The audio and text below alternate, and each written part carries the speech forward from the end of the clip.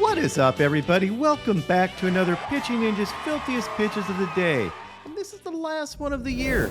But be sure to subscribe because I'm going to have a lot of player interviews and old-time games, as well as my Pitching Ninja Awards coming up. So hit subscribe, and without further ado, here are my filthiest pitches of the day. I'm going to start with Zack Wheeler, who had 5 Ks in 5 1/3 innings, giving up only 2 runs on 3 hits. Wheeler threw a great game, relying on his fastball, including both his 4-seamer and his 2-seamer, as well as his sick curveballs. And that curveball's really gotten nasty. Here's an overlay of Wheeler's 97-mile-an-hour fastball and an 82-mile-an-hour curveball. And you can see how that curveball gets you both on velo difference and movement. Wheeler also made this nice play in the field while almost getting killed. You can see that bat coming right at him, but he still had the presence of mind to keep his eye on the baseball and make the play. I have a feeling if it was me out there, I would have gotten hit with both the bat and the ball, but that's just me. Probably the biggest turning point in the game wasn't a hit or a strikeout. It was Maldonado getting hit by a pitch. And you can see how he moved closer to the plate to take away Wheeler's sinker, knowing that if the sinker ran inside, he would wear it. And wear it he did. Now, honestly, personally, I hate stuff like that because as a pitching guy, it's just really frustrating, but it worked and helped set up Yordan's 3-run bomb. Here's Maldonado talking about it. You know, he was running that sinker in really good. To all the game, we were chasing sinkers in. So I know right there I got to get on base. You know, my job leading off, got to get on base. So I said, let me get closer, as close as I can. Don't move. Hopefully hit you. My filthiest starter yesterday was, of course, Framber Valdez. Valdez was outstanding, going 6 innings with 9 Ks, nice, giving up only 2 hits and 1 run. He relied on his sinker, which was up to 97 miles an hour, although this 97-mile-an-hour sinker may have missed a little low. You can really see how that sinker or 2-seamer moves in this ISO. That thing is filthy. Framber also messed with timing a bit here. And this messing with timing must have also messed with the umpire's perception because that pitch isn't a strike. Then again, Valdez also should have had a K here on this 96-mile-an-hour 2-seamer that clearly caught the zone. In fact, even Schwarber was walking back to the dugout.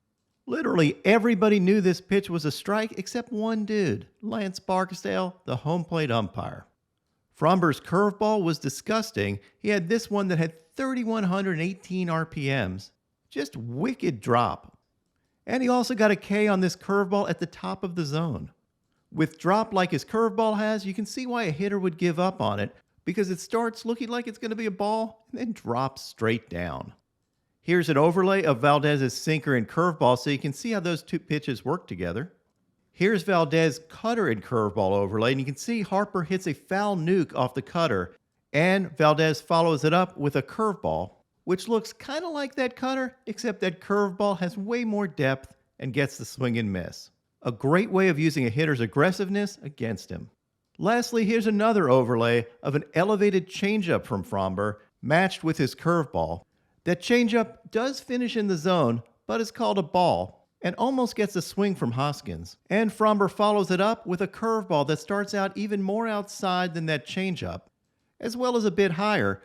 And you can almost see Hoskins saying, well, that's going to be a ball. He can't fool me, but yet he does because it's a curveball and it catches the middle of the zone. And that is why you might take a curveball right down the dick. Now onto my filthiest relievers. Jose Alvarado may have given up a 3-run bomb, but he did have this nasty 99-mile-an-hour sinker. Zach Eflin had this filthy sinker and curveball. David Robertson had this dirty breaking ball.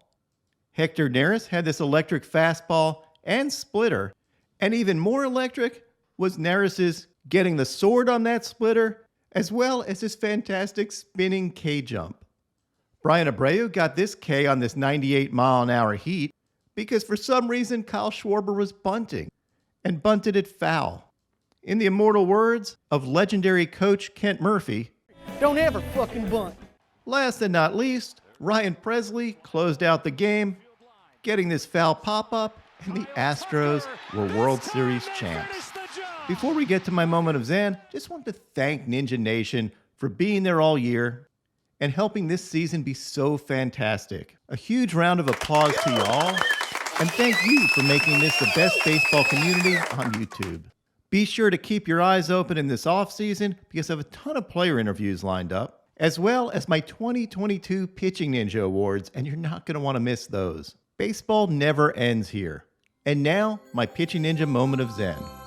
Apparently, Astros fans still have a chip on their shoulders. Say to everyone who still considers the Astros cheaters. Fuck y'all.